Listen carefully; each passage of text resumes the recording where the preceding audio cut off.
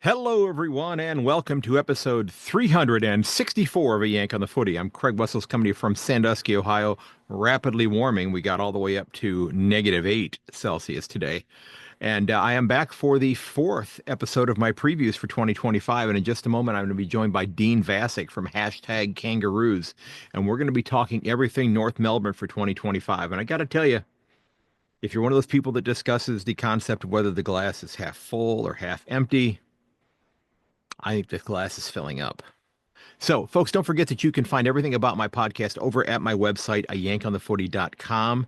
I do hope you'll reach out to me on my socials, a Yank on the Footy podcast over on Facebook, a Yank on the Footy on Instagram. You can reach me at Yank_on on X. I'm over on LinkedIn as well. If you want to reach me by email, a yankonthefooty@gmail.com as well. And I do hope you'll subscribe on YouTube. Just look for Yank on the Footy over there as well. And I hope you'll share it with your friends and family. And without further ado, let's jump into my chat with Dean Vasic. All right, ladies and gentlemen, we are back for our fourth preview for 2025, and I am absolutely thrilled to be joined by Dean Vasic from #Kangaroos. And Dean, how are you doing today, sir? I'm glad you could adjust your schedule. No. Happy to come on. I know we're supposed to do this tomorrow, but yeah, work did call me yesterday and asked me to come in on a Sunday instead of Saturday. So yeah, happy to. You've adjusted your schedule as well, also, Craig. So happy to jump on and make the time for you. So, do you get paid overtime for them adjusting your schedule? I do. I get paid double time tomorrow, so I'm very happy with Outstanding. that. Outstanding. Probably a little bit more than you were going to pay me to come on the show tomorrow. So. Well, I can guarantee you that's the case. Yeah, So, yeah. Well, um, we're on to talk about your ruse, and there's been a lot of soul searching for when is the club going to start heading in the right direction. And we were talking a little off air, and I think we both surprised one another with where we thought the club is going to be this year, and we'll get into that in just a little bit. But you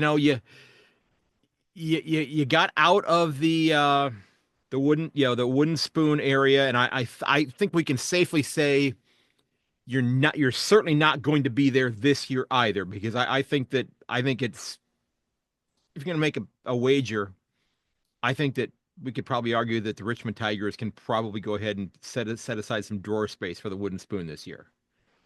I would have to think so. Now they did do over-unders on our local betting agency that came out, and Richmond is at 2.5 wins this year, which is the Hmm. lowest I've ever seen for an over-under. Yeah. So they're very heavy favourites to win the Wooden Spoon.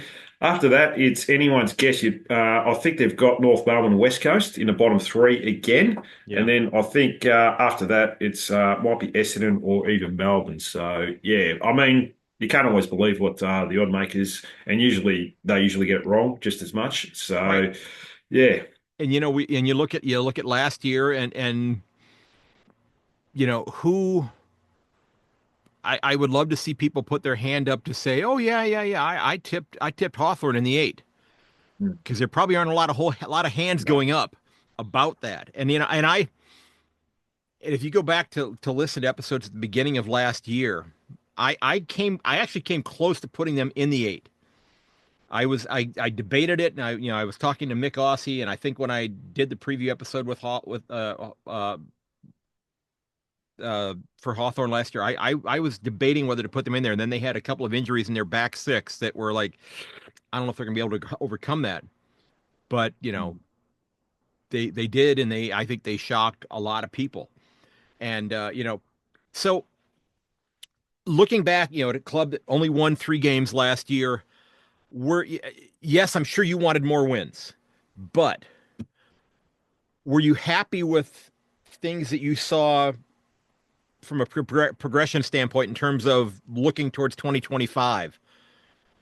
uh, it was a bit of a taste to finish off the season the last 2 weeks. I think we were showing signs of progress after the bye. Hmm. The first half of the year was a little bit of a disaster. We didn't win a game. We were losing games comprehensively by 40 plus points against any opposition. I remember both teams when we went up against Hawthorn was 0-5, and Hawthorn ended up beating us comprehensively. I think it might have been round 6 or something like that. Yeah, it was. So Yep. yeah, yeah. So they went one direction and we stayed in the same direction. So yeah, it was a bit of a big sliding doors moment there. But second half of the year for about a 6 week period after the bye, we beat West Coast, we beat Gold Coast, just lost to Collingwood. Probably should have won that after being 52, 53 points up early in the third quarter.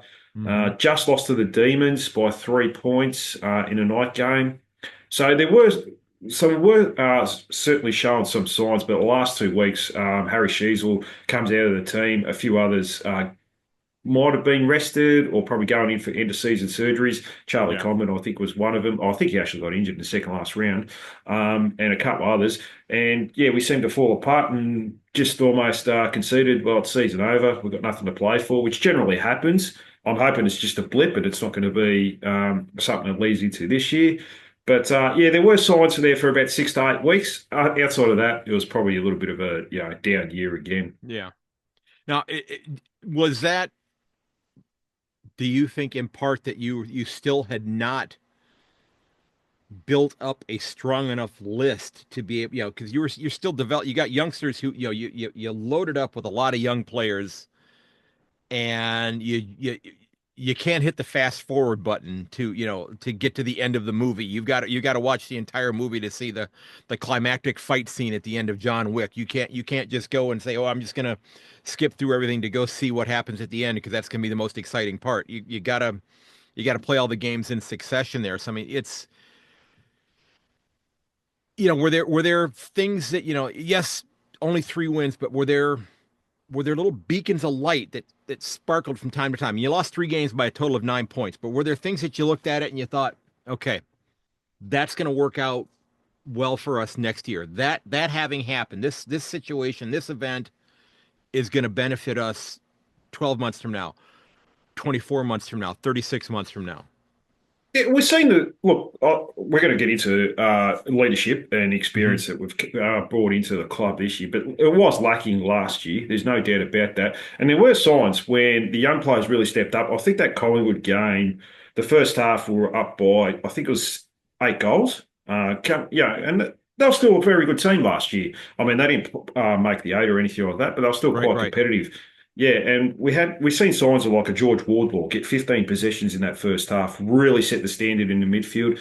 Harry Sheasel doing handballs, no look handballs, setting up his players. We've seen Cameron Zurhaar and Nick Larkey starting to work together finally. So there were certainly signs for periods in games, but you can't rely on the young kids. Like it would have been nice for George Wardlaw to get another 20 possessions in the second half, but at the end of the day, he's just a kid. He didn't have the motor. He was out of legs by Hmm. 3/4 time.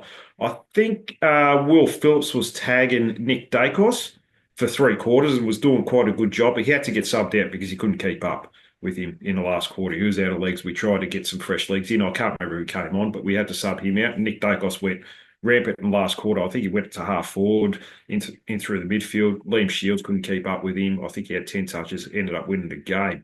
And there were certainly games like that throughout the course of the last few weeks. I think we've seen Eddie Ford against Melbourne.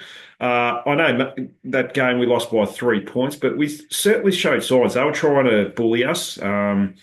And almost intimidate us, but we stood up against him. I know Clayton Oliver was getting a little bit upset with a heavy tag he was copped by Will Phillips, and we stood up to him.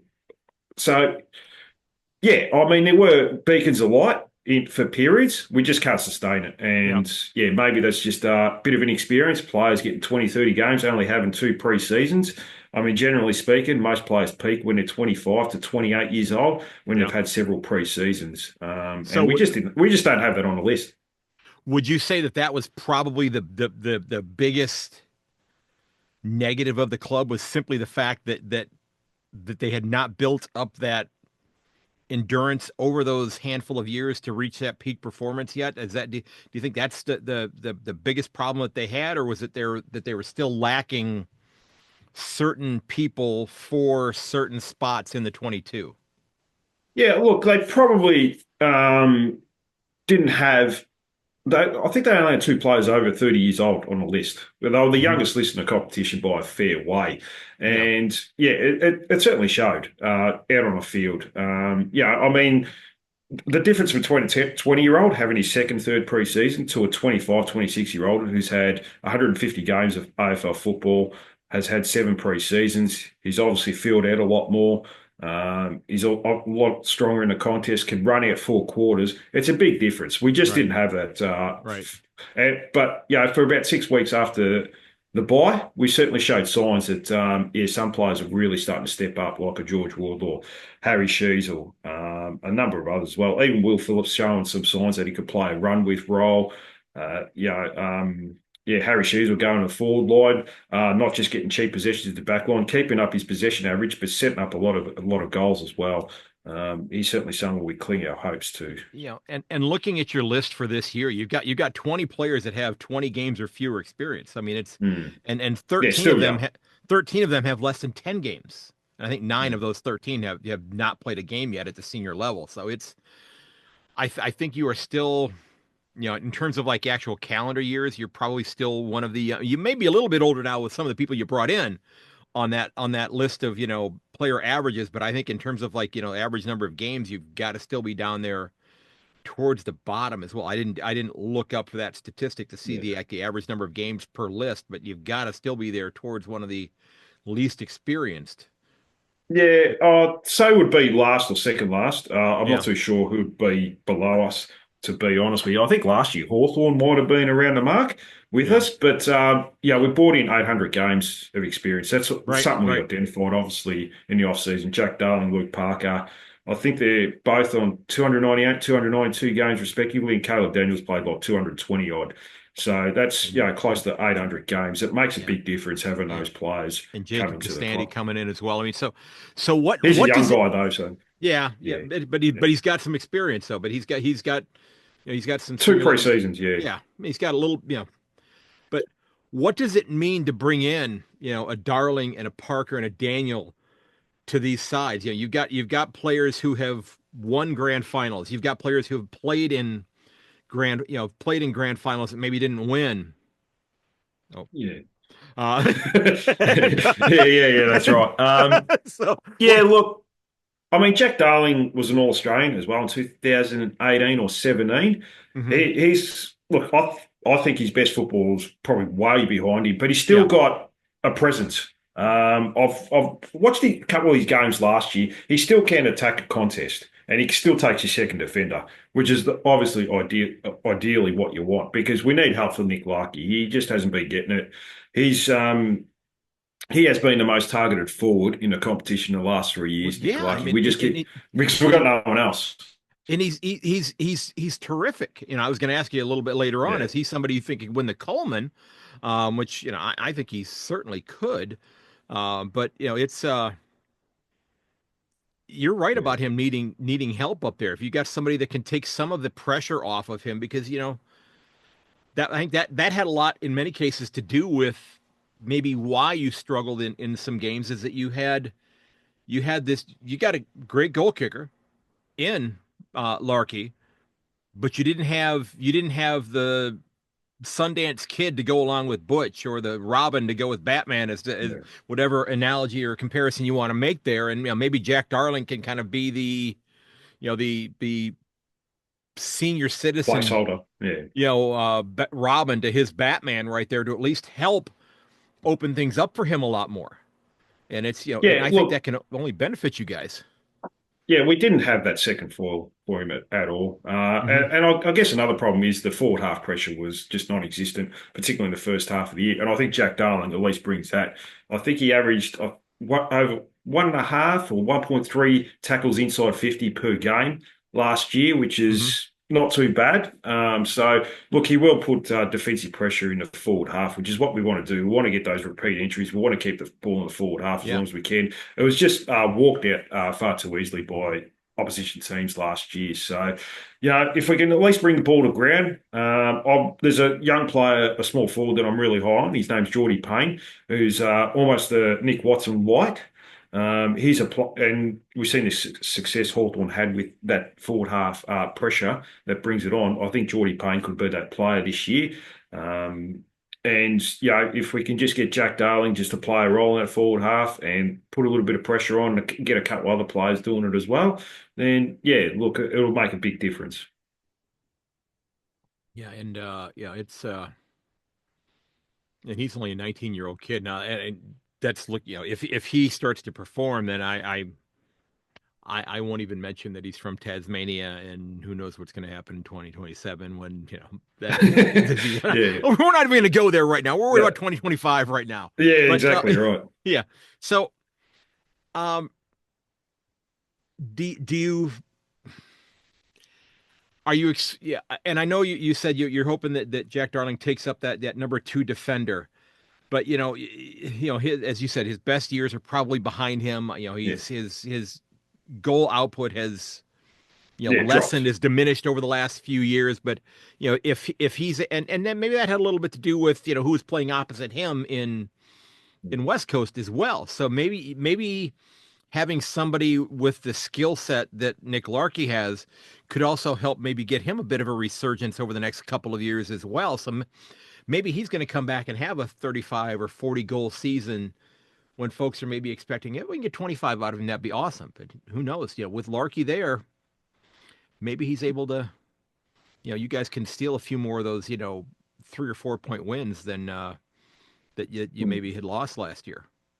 Oh, look, I think that's a big reason why you bring in the senior experience. Look, if he can get a Mhm. goal a game, which is what, 22, 23 goals, Yeah. I think you'd almost take that and play a role for the team where he can crush a few packs, bring the ball to ground, lay a few tackles inside forward 50. He's a big boy, quite a solid unit. He's still a very smart footballer.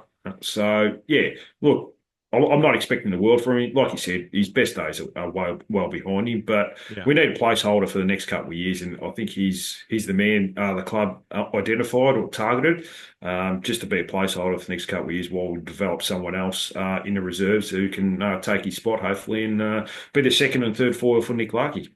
Yeah. And do you think, that Luke Parker is going to come in and just kind of provide some solid,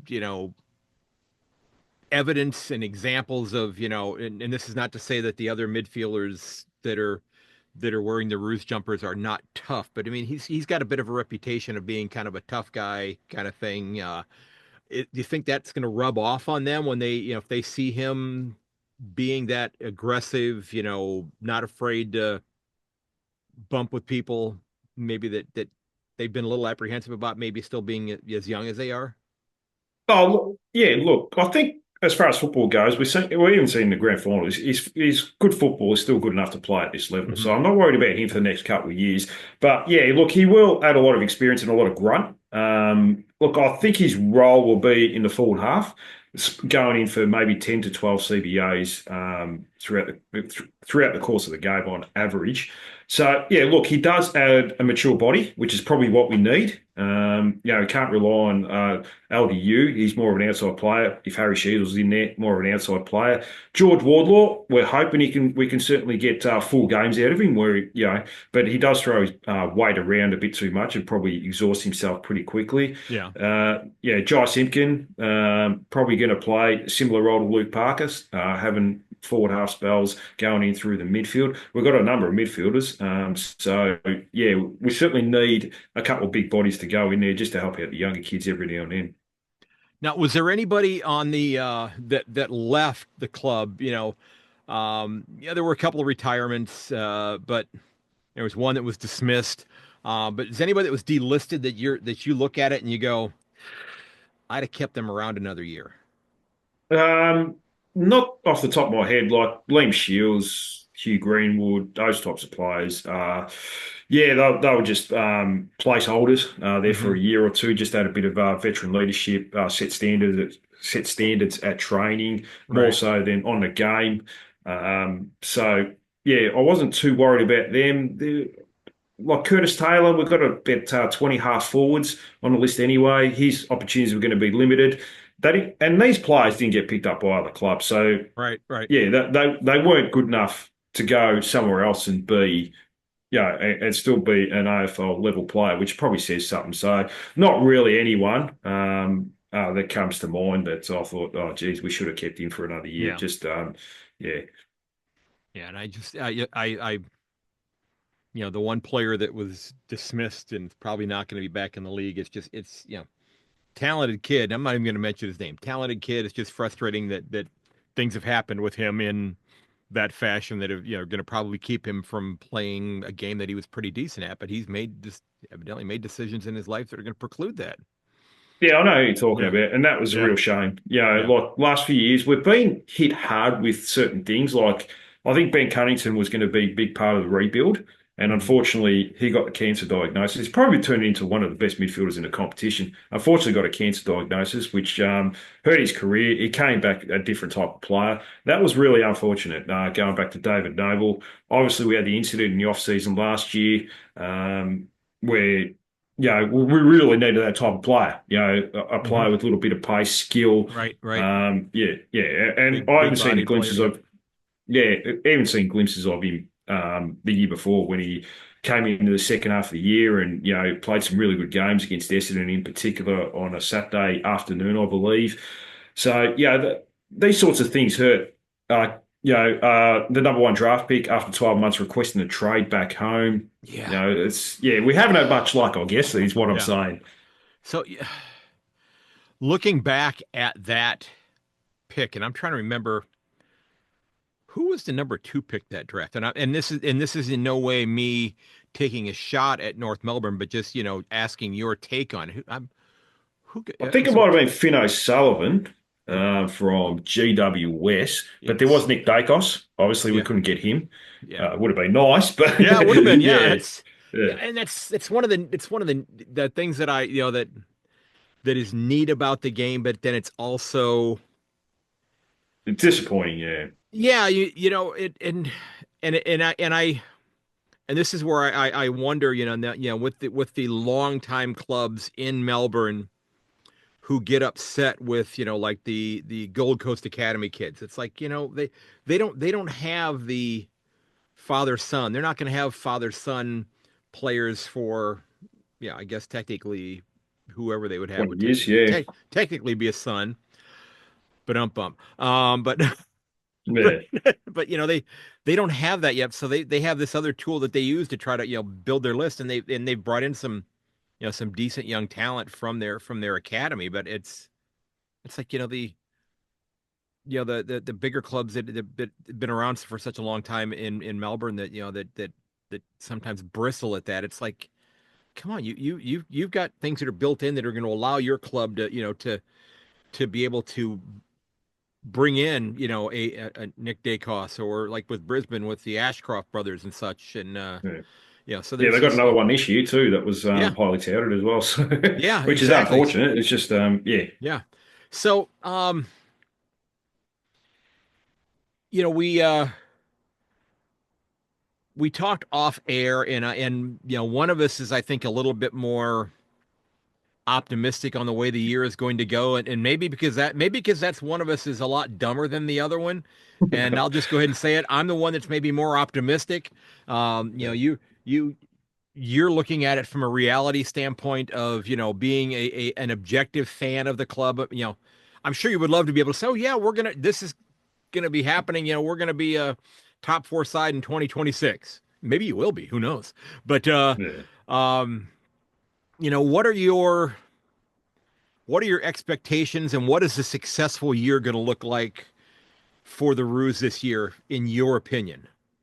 Yeah, well, I did a show. I was telling you my win predictions for the year. I've gone for Hmm. 6 wins with the hope of eight. I think you've gone for about 20 wins or something like that. So, and Not got quite us that winning the many. premiership. I Got us winning the premiership. But yeah, I did say that they are my smoky for, and again, maybe this is where I'm the idiot, because last year I had both. I think I had St. Kilda finishing third and Adelaide finishing fifth. no, Yeah, okay, so what yeah. do So I know? you're But starting to I lose credibility here, Craig. So yeah, yeah, but I'm thinking that my eight this year are going to include both North Melbourne and Gold Coast in the eight this year. okay. Well, I Okay. hope you're right. I really do. No, yeah, Yeah. but you're not quite as bullish on them. You're more pragmatic, I think, than I am. Yeah, I think the first half of the year, the draw's okay. Uh-huh. I had us winning, I think, 4 wins, 7 losses, Yeah. with a couple of 50-50s there. But then the second half of the year, particularly after, I think we played West Coast straight after, or it might have been Fremantle, West Coast after the bye, and then we've got a pretty tough draw after that. So yeah, probably I think I've got us losing like 9 in a row. But you never know. You might pinch one or two. Yeah. I think we've got St Kilda, Melbourne in that period. So I think we spoke off there. I think Melbourne might struggle this year. St Kilda, I'm not too sure where they're at. They're probably a mid-table team. That's pushing for an 8, but might be like 10th or 12th more so. Yeah. So yeah, look, I've got us for 6 wins. Hmm. And you mentioned successful season. As long as we can play out the year, not like last year with the last 2 rounds, we lost by an average of 110 points Right. Right. against teams that had something to play for. We had nothing to play for, and yeah, that showed.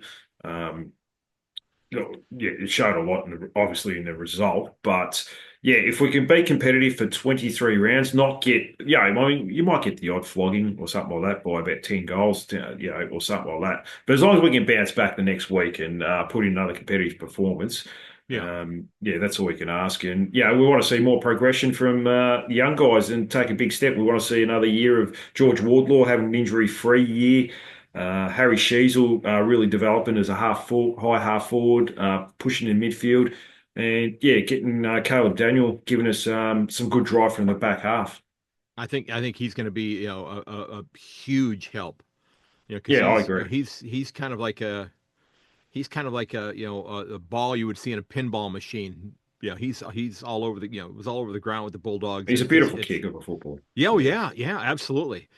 So who are you looking at, making a splash in the 22 that maybe wasn't there last year, that's not one of these veteran players that's coming in? Who's that player that you're hoping becomes, that player that Clarko writes his name on the magnet in ink rather than in pencil I'm going certainly forward? hoping it's one of those small forwards. We've really struggled in that position. I've mentioned Geordie Payne before. He hasn't played an AFL Hmm. game.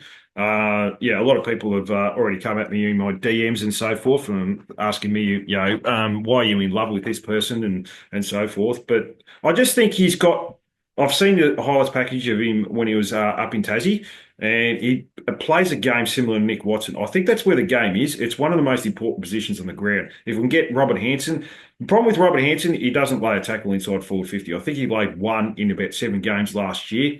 Constanti, I don't know too much about. I've only seen him in the Swans VFL team. Yeah. Didn't play a game for their senior side. It might be a bit of a lottery ticket. So I've identified Geordie Payne as that player who's going to lay. He had a couple of games in the VFL where he laid 8 or 9 tackles. Okay. I thought he should have got an opportunity in the last 2 weeks of last year when we were, pretty much at season's end. I thought him or Finbar Maley should have got a debut. But yeah, I've identified him as an important player this year, and I'm certainly hoping. But things could change. I'm not too sure what his pre-season's like at the moment. There's a lot of talk about other players, but I don't get sucked into that too much anymore because everyone's flying through pre-season. So yeah, I think he's one player that could make a big difference. We certainly need that forward half player that can apply pressure on those rebound defenders from the opposition. So what do you hope not to see from the club this year? And I know I think you've kind of alluded to it already in terms of the, like the large, maybe Losses, back to yeah. back weeks of blowouts and that thing. But what are the things that you're going to be looking for, that you're going, I hope I don't see these things, because if I do, then it's telling me that things are not going well. And does that become a list issue? Does that become a senior coach issue? And I guess I should ask that, you've got a senior coach who has won multiple premierships. Is his seat warm at all, do you think? Oh, look, I don't think so. I think he's obviously had a lot of things go off field that have Hmm. gone against him. I think he knew the situation. He probably didn't think it was going to be this bad, but everyone's under pressure at the moment, Yeah. all the way to the top, like the president, CEO, even list managers, senior coaches, players. They're all under pressure because The club have made a decision. Now, I'll go back to the list management. They've decided to trade their future first round pick for a player in the 20s last year to get Richmond's second rounder. So effectively, we're probably going to give up a top five pick next year. So they've sort of said, look, that's it. We've got these senior players in. We've got enough young kids coming through. We've got to start making inroads. So Hmm. it goes all the way down. So one thing I don't want to see is too many losses, obviously. Finishing bottom two and not having your first round draft pick, it could It's be, not good. yeah, Yeah. no, it could be it could set you back another 3 or 4 years. Yeah. And who are you? I haven't looked at like who's out of contract at the end of this year, but are there players that you're concerned about or worried about them not signing back on with the club? I don't think LDU has signed back on to his extension, has he? No, no, look, there's a lot of talk that, yeah, he's close to re-signing, but until it happens, and I think he's going to wait, to be honest Hmm. with you, and that's fair enough. I mean, management, well, I think you would know in American sports, will play the PR. They'll tell a player what to say to the media. They'll say, look, just tell them you want to be at the club and so forth, and I'll drive your price high. We'll get Collingwood, we'll get other clubs involved, especially if the team's struggling. That's fair enough. If we're going to struggle with 2 or 3 games again, then he's got every right to, look at other options, Yeah. especially if Collingwood comes along, and their sales pitch would be fantastic. Look, you can come to our club, play at Anzac Day, play in finals, or you can stay in North Melbourne, play Sunday twilight games, and play in front of 15,000 people, and that's understandable. So he's got to explore all options. I would not begrudge anyone. It is a business at the end of the day. Clubs get rid of you just as quickly if you're not performing. So yeah, you've got to look after your best interests. And if he wants success, he may look elsewhere. And that's just Yeah. a reality of the situation. I think he wants to wait to see how the season goes. If we start off okay, he may say, look, this is where I want to be. Yeah, and hopefully we keep him. He was number one. We've got a couple of others that aren't as important. I think Aiden Core is out Hmm. of contract at the end of next year. Look, he is 31, but there might be a team that's close to a premiership window, needing an experienced defender. Might say, oh, we might get this guy for the next couple of years. Sydney Swans. If they probably don't have that key defender, and they say, Yeah. oh, we'll try and get this guy for the next 2 or 3 years. He might be able to be a good placeholder, take on the number one forward. So yeah, yeah. So he's probably another one that's out of contract. Probably not as important as LDU. LDU is the main one. Yeah. Yeah. So and like I said, I just have this, and I could be wrong, but I really think that they're going to take a big leap, and maybe making seventh or eighth on the ladder is too optimistic, but I certainly think they're going to get out of the doldrums of the bottom of the ladder. I don't think they're going to be in competition for the wooden spoon this year. I really don't. I think there's going to be a couple of other clubs, and I actually have, and I won't mention this one quite yet because I've not mentioned it elsewhere, but I think that there's a couple of top eight sides that are going to fall out of the eight that I think some people will be surprised by. One of them I've alluded to. One of them is Port Adelaide. I think Port Adelaide's going to take a tumble because I don't know who's going to kick goals for them this year. I really don't. Dixon, yeah, they were already phasing him out, but Todd Marshall's done for the year. I just really wonder who's going to do the goal scoring for that club. It's going to be interesting to see how they get Yeah, they've got a themselves. couple of small players like Horn Francis can go forward. He'll probably kick 40, 50 goals Yeah. this year. No, look, there's a lot of talent on that team. They got a good versatile list. Oh, they got a But great midfield. Yeah. as far as winning premierships, Yeah. look, they could easily because they generally win all their home games in Adelaide, but their coach is under pressure too. Right. Because, Right. but yeah, look, they could certainly slip out. If they lose a couple Yeah. of games at home, yeah, they could certainly slip out. Yeah. So, I could certainly see that. um, what bold prediction do you want to make about the club or about a certain player on the club for this year? And when the season ends for the Kangaroos this year, what's the headline in the Herald Sun or on Code Sports about the 2025 North Melbourne Kangaroos, reflecting back Um, on their efforts that year? yeah, bold prediction. I'll go Paul Curtis to kick 40 plus goals. I'm really high on him. Mm-hmm. Very classy small medium forward that does his best work inside forward 50. Mm-hmm. Certainly hoping he can spend more time there. He did push up the ground a little bit. So, yeah, he's a very classy player, similar to Lindsay Thomas mould from a number of years ago when we had him. So I'm certainly hoping I'll get that one right. He certainly showed signs last year. And if he was in a better team, he would have kicked more goals. There's no doubt Yeah. about that. It was just when you get 30 inside 50 entries there for a period of games, you're not going to kick many. So he did really well. I think him, Larky, Zerha, and Jack Darling can work together. Mm-hmm. I'd love to see George Wardlaw get 22, 23 games this year. No real injury worries and take a next step forward. I think he might have averaged about 20 possessions a game. So if he can increase that, Colby McKercher up on the wing, I'd love to see him push up the ground as well. He's a player that can really step up even in his second year. I want to see him kicking the ball inside forward 50 rather than from a defensive half. We've got Caleb Daniel now that can do that. So I want to see Colby McKercher push up the ground. I think he will and play on a wing. Similar to Errol Goulden from Sydney Swans. Similar skill set. So, yeah, I'll certainly love to see that. Just to see these young kids progress. And yeah, I'm not the Herald Sun. Yeah, they're a bit of a funny one. So yeah, I'm not too sure how they look at it. To be honest Yeah. with you, if you won 8 games, whether they'd be optimistic about North's future or they'd be disappointed because you're not going, you're not playing finals. I guess one person like Kane Corns at the moment, who's probably been one of our biggest critics, is even optimistic at the moment that we can get up to 8 wins at the moment. So he's obviously happy with how the list is building.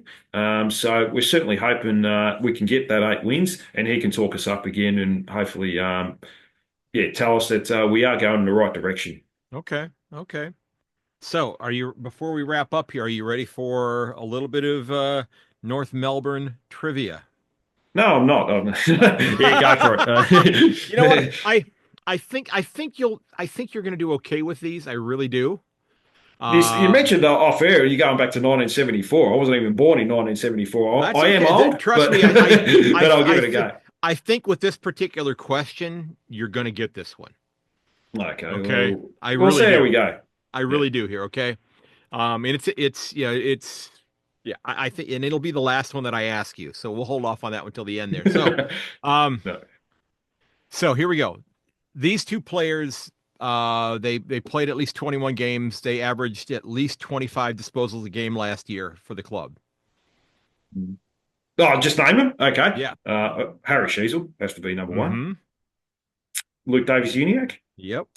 Yep. And there were actually five others that averaged over 20 disposals. So yeah, Oh, and five others. yeah, so that had they McKercher. were Oh, you're talking about games as well. Over 20 games or they played at least 14 games. Each one of them played at oh, least 14 McKercher. games. McKercher would be Yep.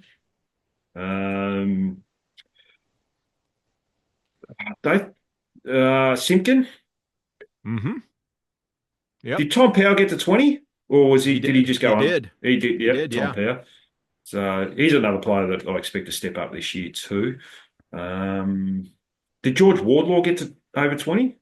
He was just a hair short, if I'm not mistaken. Yeah, He I think was. he might have been 19.6 or something. Yeah. Yeah. Yeah. He was. He was. Yeah. He was right at the cusp of it there. Yep. Bailey Scott. Yep. And you've got one other one. I'm going to be impressed if you Okay. get this one then too. His name has Uh, not come up in conversation tonight or today. okay. Um, Geez, his name. What, maybe a defender, rebounding defender. He's Not. listed as both a defender and a forward. Oh, okay. He's listed as defender. Well, he probably wouldn't have averaged 20 possessions a game playing in our forward line. So I'm going to say he played the majority of the time in the back half. Yeah. Uh, it just makes sense. Um, it's not Luke McDonald, obviously. He doesn't play forward. Well, yeah, yeah, yeah, yeah. And after you just got done talking about, there only being, 30, 30 inside 50s per game. Yeah, it would be, It'd be a good effort if you if could you get get 20. 20 possessions up there, he's like, what's going Yeah, on every here? time it goes up there, he touches it. So pretty much, yeah, that'll be a really special effort. Yeah. Yeah, I mean, obviously, yeah, it's not Harry Sheasel's doppelganger or anything like that. I wish You we already did got, have one. Um, no, I'm lost on this one. I Zach can't Fisher. think. Zach Fisher. Oh, Zach Fisher, of course. Yep. Yeah, yeah, Yep. yeah. Yep. That's right. Okay. Now these two players last year led the club with more than 90% time on ground. Aiden Core, Mm-hmm. uh, Charlie Common. No, didn't. Nope. I have to be a key defender. Well, Griffin Logue didn't play enough. Nick Larkey. Yep. It was Larky. Yeah. Yep. Yeah. Oh, there I you mean, go. I'm sure that he was probably looking over at the interchange, going, "Hey, can I come off?" And Clark goes screaming from up in the box, "You're the only one that can kick goals. Stay out there." Yeah, well, Yeah, he's yeah, getting plenty of rest in their forward line anyway, yeah, probably for a lot of games. So, so he just thought, no, I just might as well yeah. take a seat. We'll get it down So there eventually. so who led the club with 6.25 1 percenters per game last year? 6.25, 1 percenters. Did we just mention him by any Mm-hmm. chance? We Aiden did. Core? Yep. Yep. Yeah. Okay. Now we're going to go back in history a little bit here. Who who kicked more goals in their North Melbourne career, John Longmire or Brent Harvey? Um, I know Longmire started off like a house on fire, but Brent Harvey played a lot more games. I'm going to go Brent Harvey. Yep, 518 to 511. Yeah, Yeah, very, very, yeah, very close. Yep, yeah. It's yep, close. Yeah, yeah. yeah. Now, this 22 game player had the highest. I would ask the lowest disposal efficiency, and I thought let's look at the glass half full for everybody this year. So, who had the highest disposal efficiency for the club this last year? Okay. Do we have how many games he played by any He played chance? 22. Okay, I'm going to go. You generally, as a defender, it wouldn't be Charlie Comben. Mm-mm. But you're right about it being defender. It can't be Aiden Core again, could it? Mm-mm. No. I've had his Uh, father on the podcast, if that helps. we've had his father on the podcast. Uh huh. Well, it's not Zach Fisher. Um, not Harry Sheasel. Colby McKercher? No, no, it wouldn't have been him. He turns it over a bit. It's got to be a key defender, I think. Hmm. I think he would Not qualify there at that. Callum Dawson? No. Luke McDonald. Luke McDonald. Yeah, Yeah. well, that makes Yeah. sense. Yeah, Yeah. I had yeah. I had his dad Donald on Oh the yeah, podcast a Donald, few of years ago. Yeah. course. Yeah, Donald Yep. McDonald. Yeah, Yeah. yeah, he's a good guy, Donald. Hmm. Lives up Port Fairy way now, so yeah, which is yeah, Okay. well, Two more questions. Through their history, have the Kangaroos won more games at the Sydney Showground or at the Adelaide Oval? I'm going to say Sydney Showground. I can't. I don't remember us Yeah. ever winning at Adelaide. That's right. They're 0-11 in Adelaide. Okay. And they're Yeah. they're 3-1 at the Sydney Showground. Oh, beautiful. 3-1 We there. should play Yeah. there all Yep. the time. Okay, so last question for you. This is the one going back to 1974. No, Who great. are the only two Roos to kick 100 goals in a season? And In they both 1974, Doug one of them Wade. did it. Doug Wade in 1970. See, you got that. You got that one first. Yeah. Who was Doug the other one? Wade They both kicked 103. in 1974. I know it was Doug Wade. Yeah, Wade was in What's it? 74. Phil Snake Barker? The other one was in 1982. Oh, Glendinning. Ross Glendinning? No. 1982. Jesus. How could So yeah, you got yeah. What? 1982. He kicked how many? He kicked 103 goals that year. Malcolm 103 Blight. goals. Yeah. Yeah. Malcolm Blight. Yeah. Yeah, Yep. jeez. Yep. So There you you go. did pretty well there. You did pretty. You Yeah, got the yeah. I 19. just missed out on the Luke McDonald one, so Well, which is probably one of the easy ones. and you were concerned about the 1974 one, and you got that. That was the quickest response you had, I think, on any of the questions. So you were, yeah. Yeah, yeah. I told That's you I it. thought that one was not going to be too bad for you there. So, um, Yeah. have you been out to the ground this year to watch any training at all? Have you had the opportunity to get out there? Nah, look, I've been sucked in probably the Hmm. last few years about watching players. what dominate at training sessions. Like I think we got pretty excited about Jared Pollock about 3 years ago when he was training the house down, and then 2 rounds in, he got a season-ending injury and was delisted at the end of that year. I think we all get sucked into pre-season hype. Yeah, look, I generally just read up on Okay. some players if they are trying a few different things positionally. I did hear Eddie Ford is playing deeper forward at the moment in the pre-season, but generally you might get a couple of positional changes by the time round one comes along. But Yeah. I don't get too caught up in all the hype anymore. So what are your go-to sources for your information when you're reading online? Who do you go to? There's a guy that has been going. I think it's the North Merchant. He's on Instagram, so I've just been reading up a little bit on him. He Okay. just puts up a few notes, but generally you can go on a big footy blog Yeah. and just type in North Melbourne. Yeah.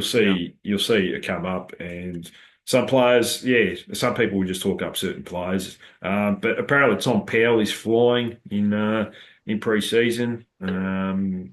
Finbar Melly is a promising young key forward. Has been playing a little bit in defence. I was curious to find out where Charlie Comben might play this year because there was talk early, like a few months ago, that he might go up forward, but apparently they're very keen to keep him in the back line. From what I've heard from, I think might have been Jai Simpkin or Harry Sheasel said that the other day. So yeah, Yeah, I mean, and he's a big kid too, being 199 centimeters. I mean, he's definitely, going to take up a lot of space there. But so yeah, I've heard he's broken like something like 20 odd bones in his body already. So. in his life or during this preseason. Probably in the last couple of years playing in North Melbourne, Steve. So, Wow.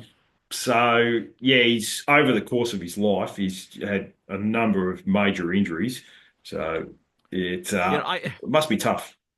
that's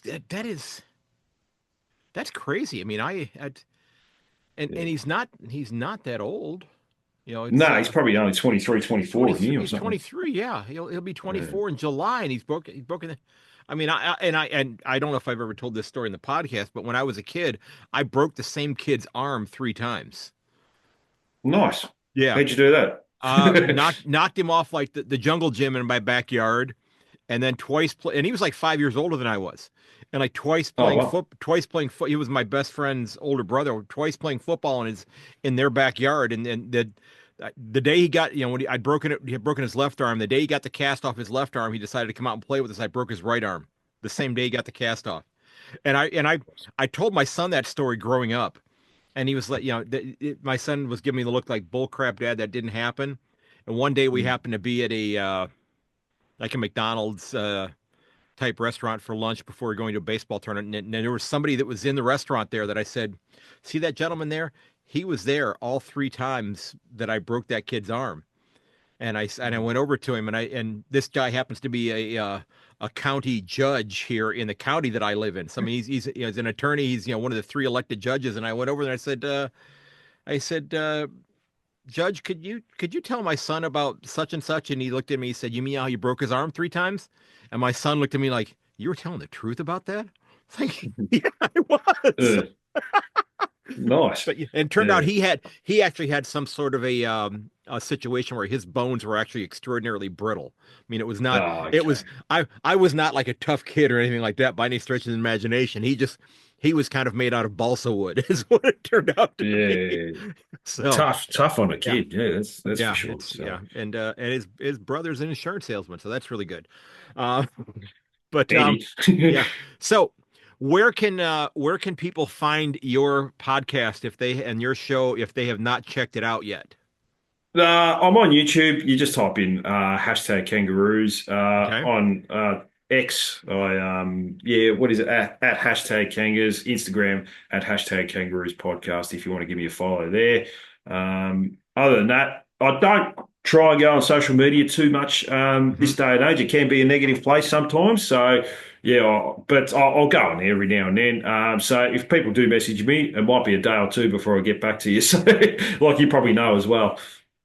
Well, no, you're terrific at it. I mean, it's I I probably spend way too much time on there, and most of my stuff is related to footy, but Yeah.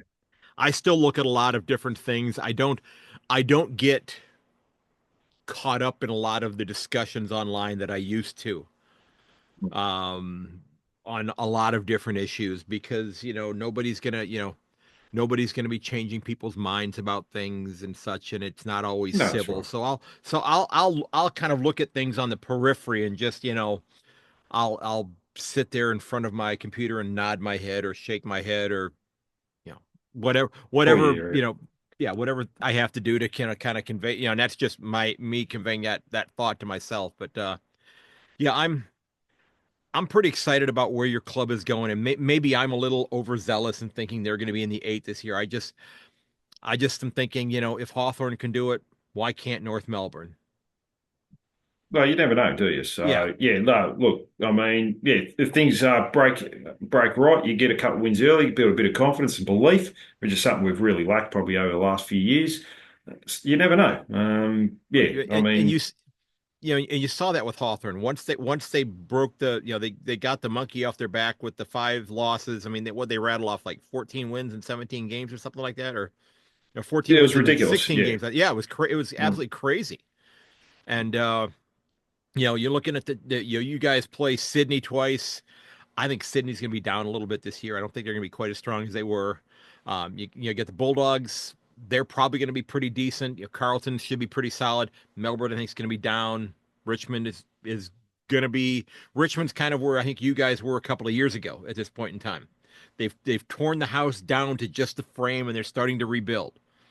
But they were able to, with the deals that they made, they were able to buy a lot of their building supplies this year, which might accelerate the reconstruction process, if you will. And then you've got Adelaide, and Adelaide on paper that should be a top eight side, but will they get out of their own way and allow that to happen? Mm. But yeah, there's a So, lot of teams that coaches are under pressure this year, that's for oh sure. I yeah, mean, you talk about the Crows. I think Matthew hmm Nicks, could be his last year. yeah, Luke Beveridge of the Bulldogs. I don't understand how they can't continually be not only making finals but challenging for premierships. You got Simon Goodwin at Melbourne. yeah, Their culture has taken a real hit, and he's been a part of that as well. He yeah. can't deny that. There's probably five or six other coaches that are really feeling the pressure at the Well, moment, at this year, I would have to and think. you look at Melbourne. The president Kate Roffey left last year as well. I mean, there's Mm. just been a lot of stuff happening you know with the D's, and I'm gonna get into that with Chris Pepper tomorrow, just to kind of touch on the whole culture thing with them because there's a lot of talent on that side, but it's kind of like the old I don't know. I'm sure that this Christmas TV show, I'm not sure if I think it's either Rudolph the Red-Nosed Reindeer or Frosty the Snowman, where they had the island of misfit toys. I don't know if you ever saw that. I Yeah. mean, Well, that's how it is at the moment. Melbourne's Yeah. kind of like that right now. Mm. They just they played really well as a team a couple of years ago, but they just seem to be really disjointed right now. No, they So certainly are. yeah, Yeah, that's going to be an interesting development over the next 6 to 12 months of where yeah, they go and which direction they take. Because it, at the moment they should be a better club, especially after winning the premiership not 3 or 4 years ago. I thought they were right, going to right. have sustained success for a period of time, but things have just happened. The players' egos have just gotten out of control a little bit, and they've made a few mistakes, some of them off field, and it's just Yeah, and yeah. I every episode show notes I discuss if you need to speak to somebody, and if you're having issues with mental health, if you need to talk to somebody to reach out and talk to somebody. But it's I see what's happening, and I don't know specifics. There's a number of players that I see that step away from their clubs due to those types of issues. And I'm not going to name names, but there's a lot of players that have dealt with those types of situations. And I guess I'm since I'm so far on the outside removed from all of this, I don't I know there's tremendous pressure in being a professional athlete, but it's it's I I I I wish all of Well, these people well, but it's just you Yeah, don't we've hear. we've certainly experienced it from our perspective with the club. Was it Mhm. 12 to 18 months ago with Tarrant Thomas, and then you had Clarkson. As soon as he comes in, he had the old racism scandal. Yeah, You had our president, CEO, get cancer.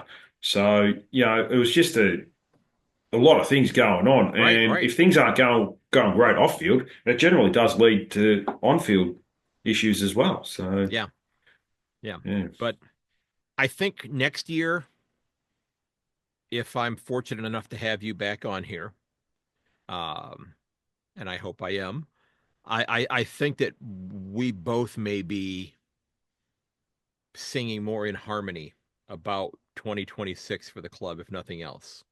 Okay, I think that and then 2027 will become a wild card because you don't know what's going to happen with the new club coming in and how are they going to fill out that list. What players are they going to have a and I don't even know if you know this. Did they do like some sort of like like when the NFL or Major League Baseball here would bring in new teams, they would have like an expansion draft where a team was allowed to like protect a certain number of players on their team, and then once you know a player was selected by the new team from theirs, they got to protect like another three players or something like that that they couldn't select from.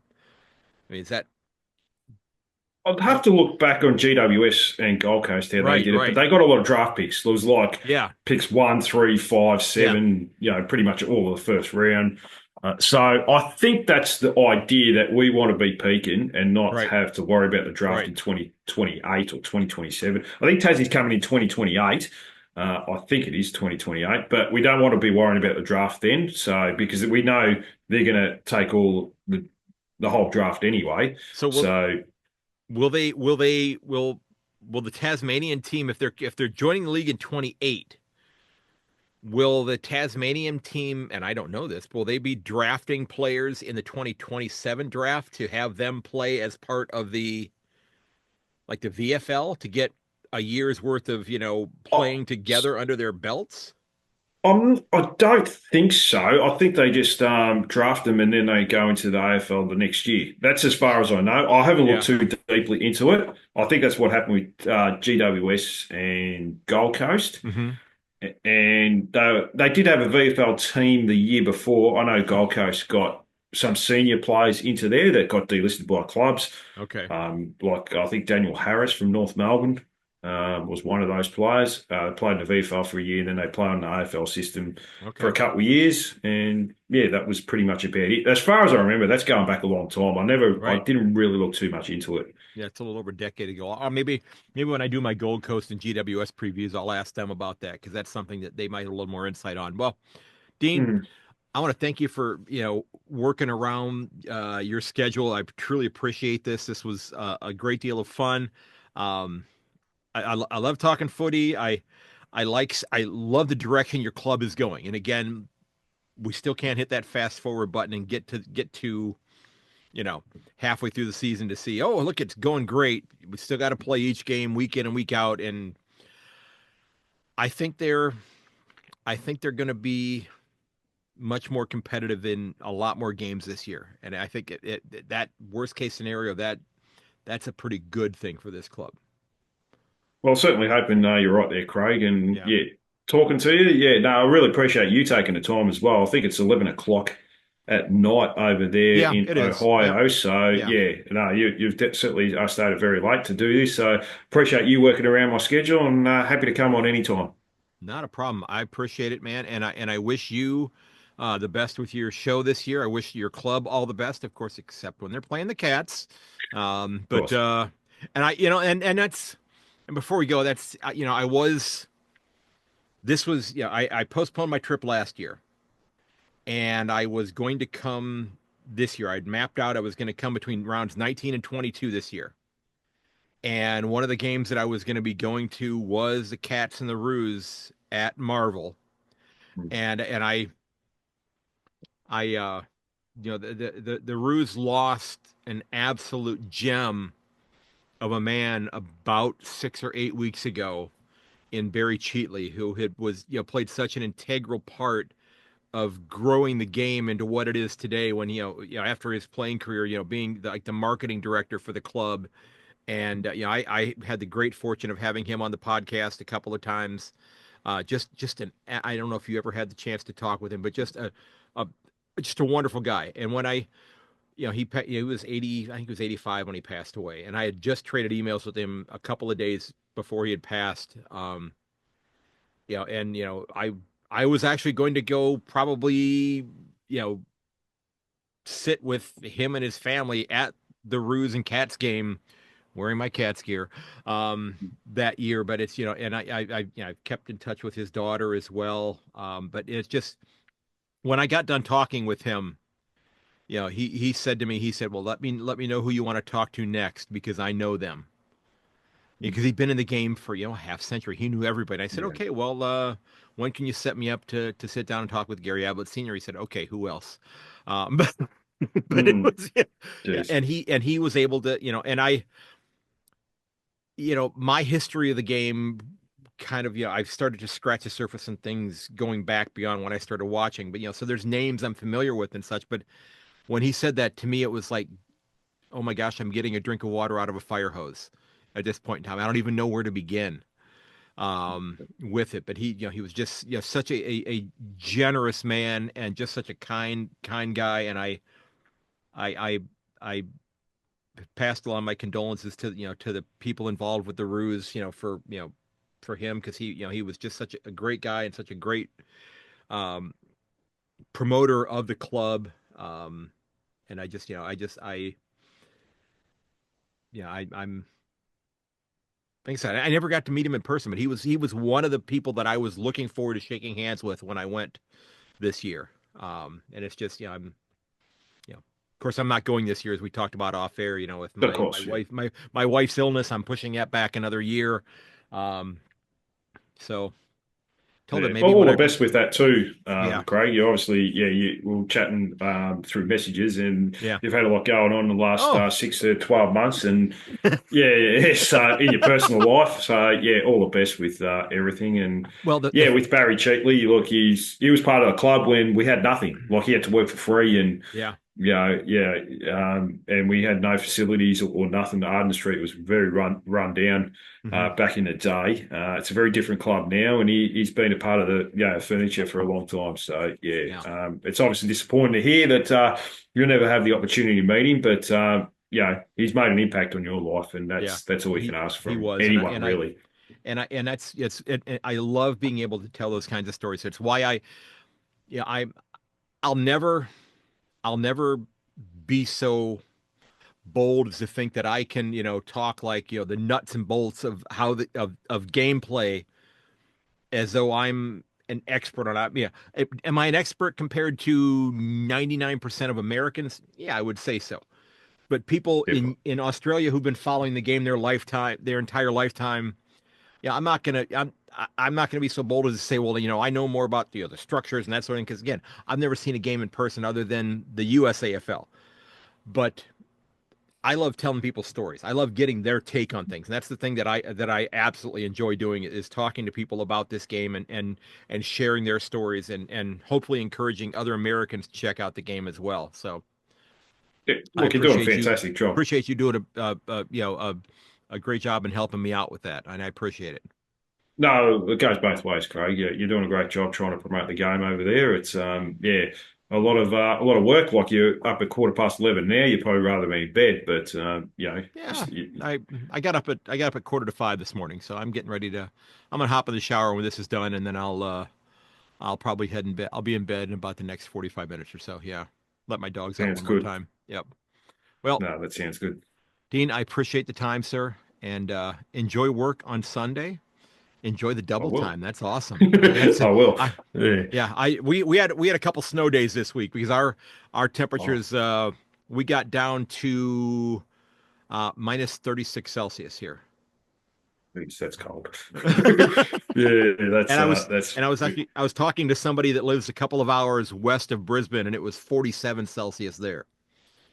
that doesn't So, surprise me. Yeah, yeah. yeah, it does get very, very hot up Yeah, there. and So they said it was 41 inside their house. not bad. Oh my Not like a goodness. sauna. Yeah, exactly. Exactly. Yep. Well, Have a great day, and I will chat with you soon. And when this is out, I'll send it to you so you can share it if you'd like to. And I appreciate it. No, thank you very much, Craig. I really Cheers. appreciate it. You bet. Have a great Take it weekend. easy. You bet. You too, mate. Take it Bye easy. bye. All right, Dean. Hey, thanks so very much for sitting down to chat with me. I really enjoyed it. It's a club that I think has a lot of promise in 2025, as we discussed, and I think that this is a club that's going places, and I think they've got the right guy running the show as well. And it's just going to be a lot of fun watching this club in 2025. Now, folks, again, remember, you can find everything, as I'd mentioned earlier in the episode about the podcast, over at ayankonthefooty.com. I do hope you'll head over there. You'll get subscribed on the mailing list so that when new episodes come out, they'll be in your inbox real shortly. If you want to help the podcast out, you can certainly click on that Buy Me a Coffee button that's there as well. You can check out my Redbubble store page as well. I'm going to have some new merch coming along. This has been a busy time of the year for my family and I with health issues and things of that nature. Not only the humans in our family, but also our pets as well. And all the kind words that people have shared with me, I truly appreciate that. I do hope you'll subscribe. As I said, I hope you'll leave a review for the show as well.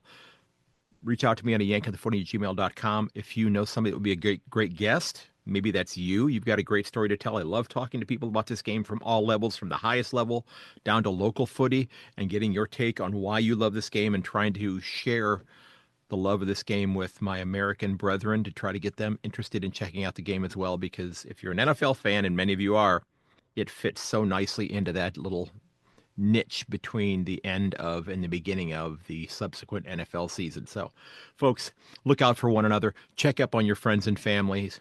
Okay. If you need to talk to somebody, please reach out to them. The world is a much, much better place with you in it. All right.